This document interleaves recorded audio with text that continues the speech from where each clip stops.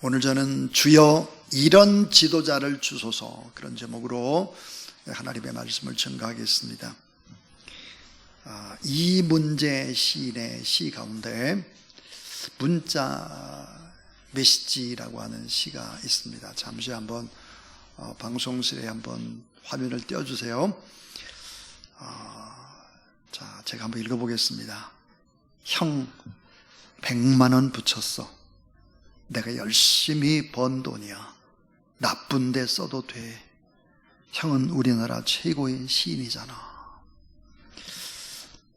이 시에 감동을 주는 부분이 어딜까? 여러분 다시 한번 제가 읽어볼 텐데 난 참 이 부분이 감동이 된다, 은혜가 된다. 그런 부분이 어떤 부분인지를 한번 잘 보세요. 형 100만 원 붙였어. 내가 열심히 번 돈이야. 나쁜 데 써도 돼. 형은 우리나라 최고의 시인이잖아. 이 시에 감동을 주는 부분은 어디일까요? 시인으로서의 인정을 받아본 적이 없는 형에게 동생은 우리나라 최고의 시인이라고 위로와 격려를 하고 있습니다. 이렇게 해석을 했습니다. 100만 원이라는 돈은 최저 시급, 아르바이트 비용을 꼬박 모은 돈이라고 했습니다. 동생은 이런 피 같은 돈을 형에게 보내준 것입니다. 그러나 저는 이 시의 강력한 포인트, 이 부분이라고 생각을 했습니다. 나쁜 데 써도 돼. 정말 나쁜 데 쓰라는 말이 아니죠. 혹여 이 돈을 나쁜 곳에 탕진할지라도 형에 대한 믿음과 사랑은 변함이 없다, 그런 뜻입니다. 형에게 자유를 선물하고 싶은 동생의 마음이 반영되어 있습니다. 사랑하는 여러분, 한번 잠시 생각을 해보십시오. 믿음과 사랑이 없이는 자유를 줄 수 없습니다. 믿음이 없이, 사랑이 없이 자유를 줄 수는 없죠. 하나님께서 선악과를 만드신 이유는 사람에게 자유를 주고 싶어서였습니다. 이 선악과는 인간을 억압하는 걸림돌이 아닙니다. 인간을 강제로 조종하지 않겠다고 하는 하나님의 의지, 하나님의 자신감이었습니다. 형, 100만 원 나쁜 데 써도 돼.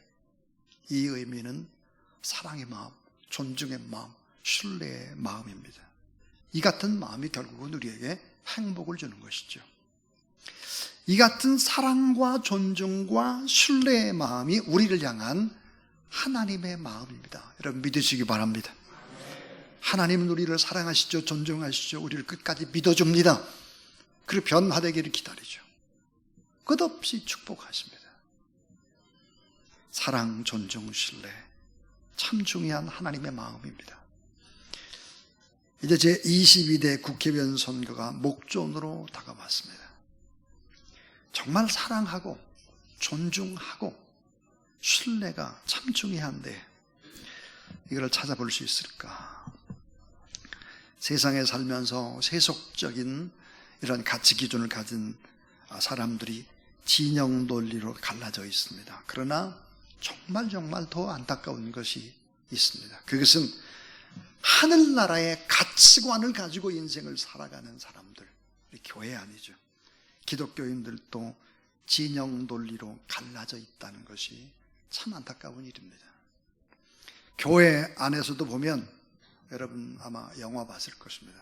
서울의 봄 영화파와 건국전쟁파가 있습니다. 진보가 있고 보수가 있죠. 나눠져 있습니다. 그러나 우리가 꼭 알아야 될 것이 있습니다. 신실한 하나님의 사람은 진보에도 필요하고 보수에도 필요하다는 거예요. 상관없습니다.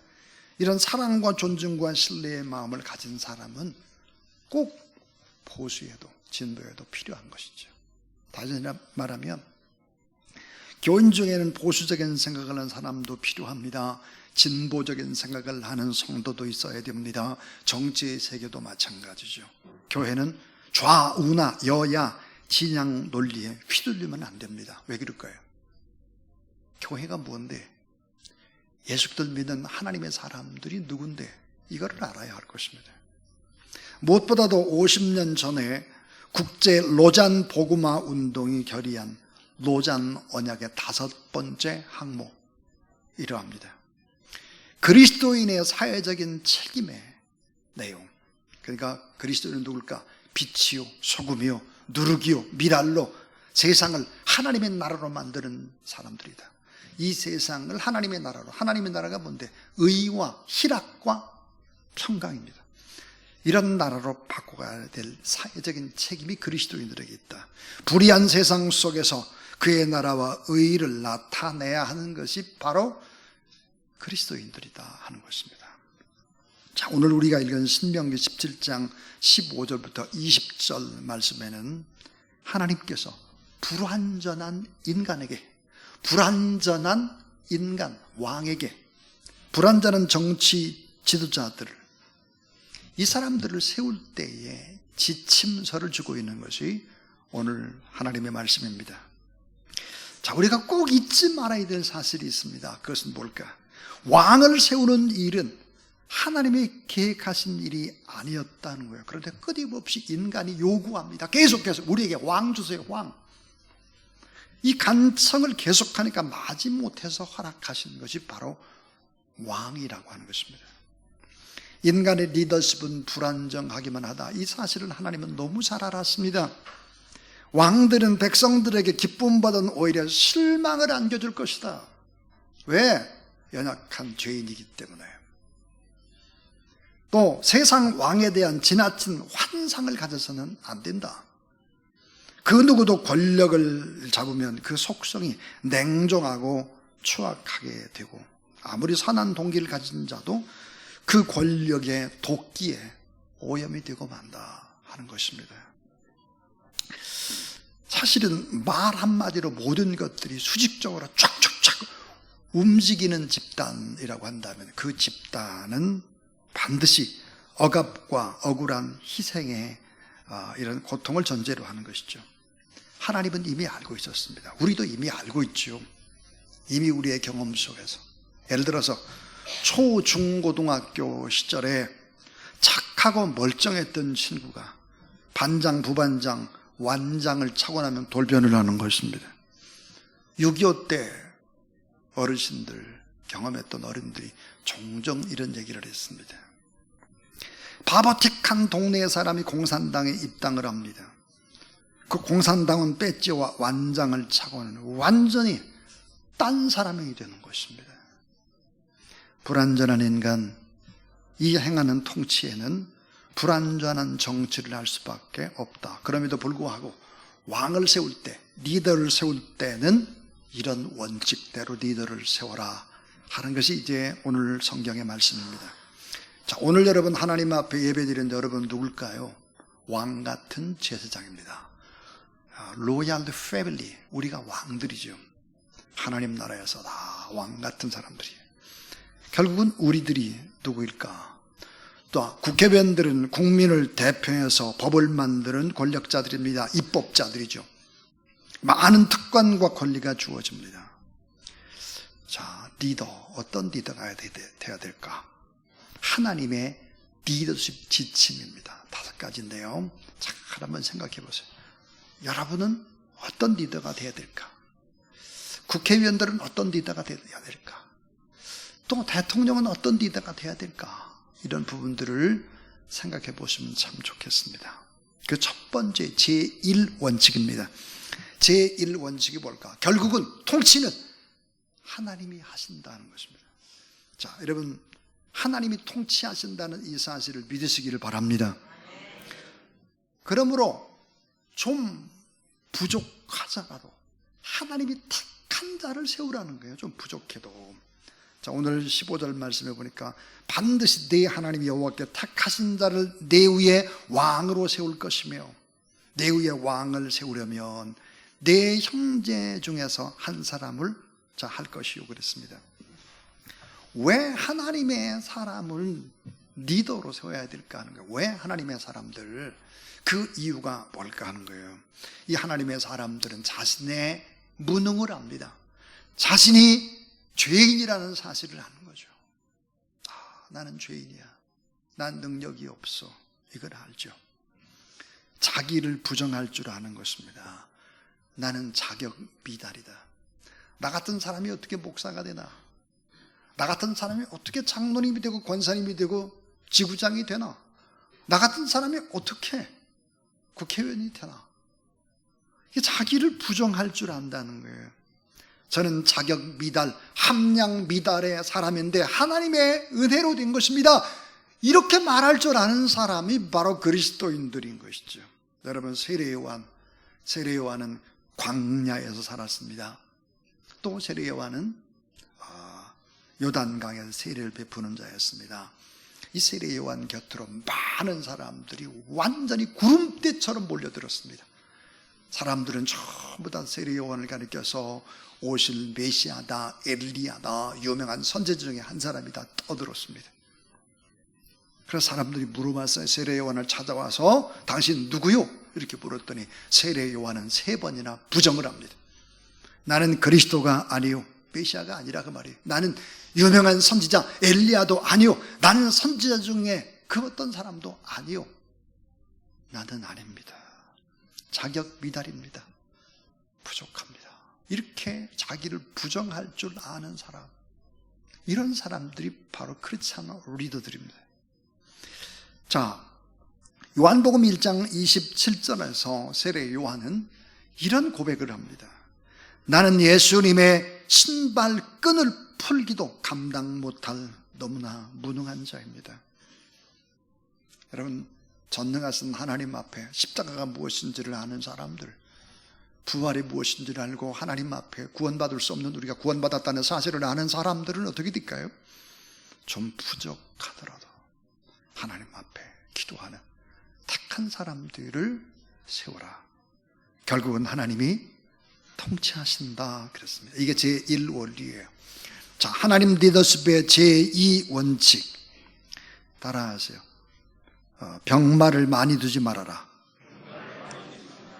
이 병마라고 하는 것은 말입니다. 말, 싸움하는 말, 병마, 군마. 자, 여러분, 그 당시 이 성경을 기록할 당시에 이 군마, 병마는 뭐였을까? 최첨단의 무기죠. 훈련된 핵심 전력입니다. 기마병을 얘기하는데요. 오늘날로 말하면 핵무장, 미사일 무장, 이런 것을 가리킬 것입니다. 여러분, 제국의 군사적인 힘, 군사적인 수단도 중요하죠. 그러나 성경은 군사력을 의지했던 모든 왕은 생명력이 길지 못했어요. 다 망했습니다. 사랑하는 여러분, 하나님의 손을 붙잡고 살아가야 되는데 하나님의 손을 붙잡지 않고 강대국의 손, 오늘 본문에 뭐라고 얘기했느냐? 애굽입니다. 그 백성을 애굽으로 돌아가게 하지 말 것이며 그렇습니다. 애굽 세상이에요. 세상적인 힘을 의지하면 망한다는 거죠. 참 놀랍게도 솔로몬은 집권의 말기에 애굽에서 많은 군마를 들여옵니다. 많은 군마를 들여와가지고 국방력을 튼튼하게 하죠. 결국은 망합니다. 자, 오늘날 우리에게 군마, 병마에 해당하는 것이 무엇일까? 국가적으로 보면 아마 최첨단의 무기들일 것입니다. 우리 개인적으로 말하면 아마 부동산, 인맥, 학벌, 권력, 이런 것들, 이런 거 의지하면 안 된다. 왜 그러냐? 따라하세요. 하나님이 싸워주신다. 하나님이 싸워주신다. 하나님이 일을 하신다. 그러니까 우리는 그걸 믿고 하나님의 손을 붙잡고 나가라. 많은 군마, 병마 이런 거를 두지 말아라. 자, 하나님의 리더십 3번째 원칙입니다. 아내를 많이 두지 말아라 그랬습니다. 특별히 아내를 많이 두지 말아라. 이 말의 의미는 뭘까? 우상 숭배하지 말아라. 이방의 아내들을 통해서 우상 숭배가 들어오게 되죠. 그게 결국은 어때요? 마음이 미혹되기 시작하고 타락하기 시작을 하죠. 리차드 포스터라는 사람은 권력과 돈과 성이라는 것은 항상 한 세트가 돼서 붙어 다니고 인간을 완전하게 결국은 파괴시킨다고 했습니다. 여러분, 솔로몬은 왕비가 결국은 1000명을 두었다고 하죠. 우상 숭배하게 되는 것입니다. 다윗도 마찬가지죠. 다윗도 배가 다른 자녀들의 문제로 무서운 독이 되어서 많은 고난관문들과 절망의 죽음의 시간들을 보내야 했습니다. 압살롬이라든지 암놈이라든지 아도니아라든지 이런 많은 사람들 때문에 고통을 받았죠. 폴 케네디라는 사람이 쓴 강대국의 흥망이라고 하는 책이 있습니다. 이 책은 이런 얘기를 하고 있습니다. 하나님의 나라는 흙의 나라다. 흙. 금, 은, 동, 철, 도기는 모두 딱딱해서 곡식이 자라고 꽃필 수가 없다. 금은, 동, 철, 도기, 이것을 쌓아놓는 나라는 다 망했다. 누구라도 하나님을 버리면 흙에서 왔다가 흙으로 간다는 진실에 대열해서 이탈하게 될 것이다. 자, 여러분, 우리가 외치는 것이 무엇입니까? 많은 정치인들이 공약을 하는 것이 경제 발전입니다. 경제 회복이죠. 근데 우리 곰곰이 생각을 해봐야 돼요. 하나님을 떠난 물질적으로 풍요를 누리게 되면 어떻게 돼요? 훨씬 더 타락을 하는 것입니다. 하나님이 없이 경제가 점점 좋아지면 더 타락을 하는 거예요. 정말 하나님 앞에 영적으로 부유한 그런 여러분 되길 주의 이름으로 축원합니다. 그래서 하나님의 리더십 지침 네 번째 원칙이 뭘까? 재물을 나 위에서 쌓아두지 말라는 거예요. 재물을 나를 위해서 쌓아두지 말아라 하는 것입니다. 나다. 왜 그럴까요? 하나님이 공급자가 되시기 때문입니다. 여러분, 이 말 철저히 믿어야 합니다. 하나님이 여러분의 공급자 되심을 믿으시기를 바랍니다. 하나님이 세워주시고 하나님이 도와주시고 하나님이 인도해주시고 하나님이 내려주셔야 그게 진정한 축복이야. 그게 진정한 우리의 노력으로 되는 것이 아닙니다. 오늘 말씀에 은, 금을 자기를 위해서 많이 쌓아두지 말아라. 여러분, 권력을 잘 유지하기 위해서 돈이 필요하다. 많은 사람들이 그렇게 생각을 하죠. 실제 또 그렇죠. 옛날이나 지금이나 비밀 정치자금, 비자금 문제로 큰 낭패를 겪죠. 감옥에 가기도 하고 곤욕을 치르다가 어떤 사람은 자살까지 해요. 여러분, 하나님의 평가를 봐야 합니다. 성경에 보니까 하나님의 평가는 솔로몬이 엄청난 화려한 건축물을 건축한 것을 잘했다고 말하지 않습니다. 왜? 화려한 건축물은 백성들의 돈과 노동력을 착취한 것이기 때문입니다. 프랑스의 베르사유 궁전이라든지 이태리 로마의 콜로세움이라든지 세계 유적지, 중국의 만리장성 마찬가지죠. 절대 권력자들이 국민들의 돈과 노동력과 땀과 눈물을 착취하면서 만들어낸 결과입니다. 여러분, 정말 부끄러운 것이죠. 이태리 로마에 가면 바티칸입니다. 바티칸의 성 베드로 성당도 말도 안 되는 면제부를 팔았어요. 그래서 성 베드로 성당을 건축한 것입니다. 우리 꼭 하나님의 평가, 화려하고 넓고 좋고 편하고 빛과 번쩍하고 이거를 잘했다고 평가하는 것이 아니라는 거예요.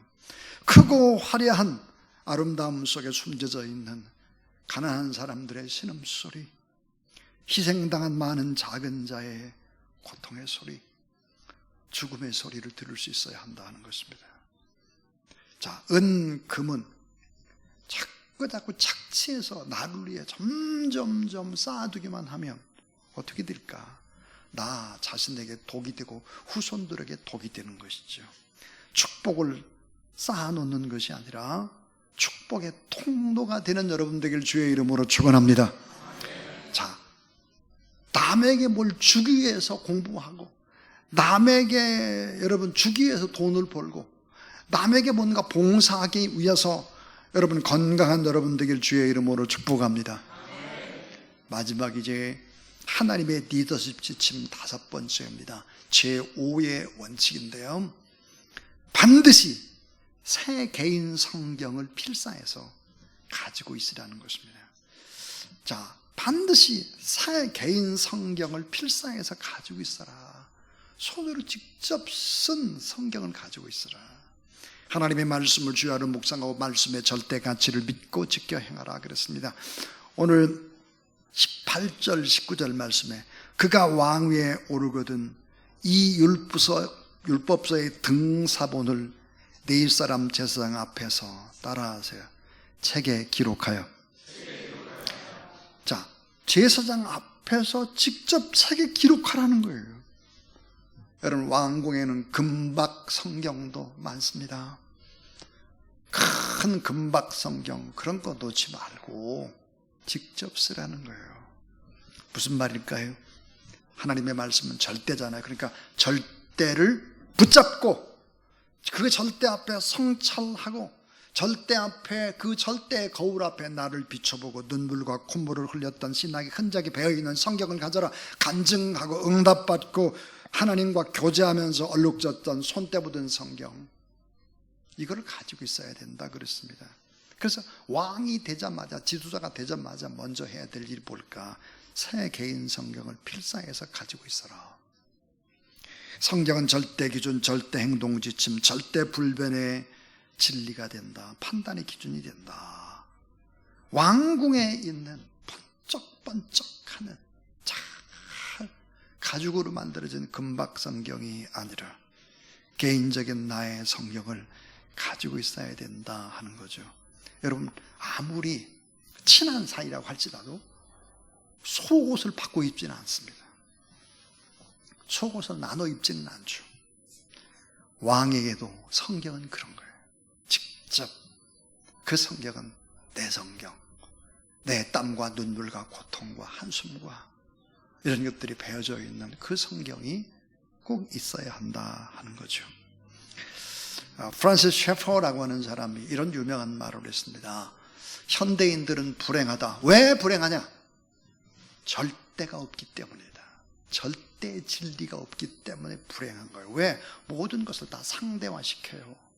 여론이 이렇더라, 많은 사람들이 그렇더라. 그렇게 중요한 게 아니잖아요. 절대가 있어요. 절대. 왕에게도 이 성경은 절대다. 늘 자기 곁에 두고 빗줄 치고 눈물 흘린 흔적과 기도응답의 생생함이 담겨져 있는 성경, 그 성경을 가지고 있어야 된다. 시편 1편 1절 2절 복 있는 사람은 악인의 길을 따르지 아니하며 죄인들의 길에 서지 아니하며 오만한 자리에 앉지 아니하고 오직 여호와의 율법을 즐거워하여 그 율법을 주야로 묵상하는 자로다 그랬습니다. 시편 119편 9절 말씀에 보니까 청년이 무엇으로 그 행실을 깨끗게 하리까? 청년이 어떻게 하면 자기를 깨끗게 하고 비전을 가지고 바른 길로 인생을 살아갈 수 있겠나? 따라하세요. 주의 말씀만 지킬 따름이니다. 예, 주의 말씀. 시편 119편 165절에 보니까 이 절대 진리의 하나님의 말씀의 법을 사랑하는 자에게는 큰 평안이 있으니 저에게는 장애물이 없으리라 그랬어요. 큰 평안과 장애물이 없다 그랬습니다. 5가지 절대 하나님의 리더십 원칙, 여러분 이 원칙을 다 철저히 잘 지킨 분이 계십니다. 그분은 누구실까요? 우리의 왕 되신 예수 그리스도이십니다. 우린 예수 그리스도를 믿고 따르는 주님의 제자들입니다. 어떻게 해야 될까요? 자, 결국은 하나님이 통치하신다. 늘 나를 부정하고 나는 참 연약한 사람이다 라고 하는 이런 생각을 가지고 겸손하라. 군사력에 의지하지 말아라. 하나님이 싸우시고 하나님이 일을 하심을 믿어라. 자, 아내를 많이 두지 말아라. 우상들에게 마음이 미혹되지 않게 하라. 재물을 자신을 위해 쌓아두지 말고 계속해서 나누고 베풀어라. 계속해서 하나님의 공급자 되심을 철저히 믿어라. 반드시 새 개인 성경을 필사해서 가지고 있고 말씀을 주야로 묵상하고 절대 가치를 믿고 그 절대 거울 앞에 나를 비춰보라 그랬습니다. 그러면 어떻게 되겠나요? 그러면 오늘 말씀해 보니까 그리하면 따라하세요. 성공과 행복이 오래 유지된다. 예, 이 성공과 행복이 오래 유지된다는 거예요. 사랑하는 여러분, 가끔씩 어떤 분이 저에게 이렇게 질문을 합니다. 목사님은 어느 당의 국회의원을 지지합니까? 어느 당입니까? 그래요. 그럼 제가 그렇게 말하죠. 예수당입니다. 이렇게. 그거 말고요. 그럼 천당입니다. 제가 이제 그렇게 얘기를 하는데. 자, 여러분, 교인 중에는 보수적인 성도도 있고 진보적인 성도도 있습니다. 진보와 보수가 적당히 있는 것이 정치 세계에도 좋은 것이죠. 그들은 악이요 사탄이 아닙니다. 악처럼 사탄처럼 몰아붙이는 사람들, 잘못된 사람들이죠. 인간은 다 부족하고 연약합니다. 그래서 우리는 하나님 앞에 이런 5가지 원칙을 가지고 있는 사람들, 가능한 한 이 원칙에 맞는 사람들, 이 원칙에 좀 가까이 간 사람들, 이런 분들을 투표하는 것입니다. 그리고 투표의 모든 결과는 다 이 모든 것들은 한번 여러분 성경을 생각해 보세요. 공중 나는 새 한 마리도, 들에 핀 백합화도 다 하나님이 다 모든 것들을 주관하기 때문에 모든 선교의 결과도 하나님이 하신다. 그래서 그 결과에 상관없이 국민으로서 투표하고 결과는 하나님 앞에 감사로 수용하고 우리는 정치인들을 위해서 더 많이 기도하는 그런 여러분 되길 주의 이름으로 축원합니다. 어떤 교회에서는 이 파냐 저 파냐 해가지고 교회가 두 쪽이 나고 셀 모임을 하다가 이상하게 또 싸우고 이렇게 하는 사람들이 교회 안에 있습니다. 얼마나 어리석습니까? 아주 무지해도 보통 무지한 사람들이 아닙니다. 하나님을 잘 믿는 사람은 진보에도 필요합니다. 하나님을 잘 믿는 사람은 보수에도 필요한 것입니다. 우리는 다 하나님의 나라 바라보며 이런 5가지 리더십 원칙을 가진 지도자가 여러분이 될 수 있기를 주의 이름으로 축원합니다. 할 수만 있다면 이런 지도자가 하나님 앞에 세워지기를 주의 이름으로 축복하고 기도합니다.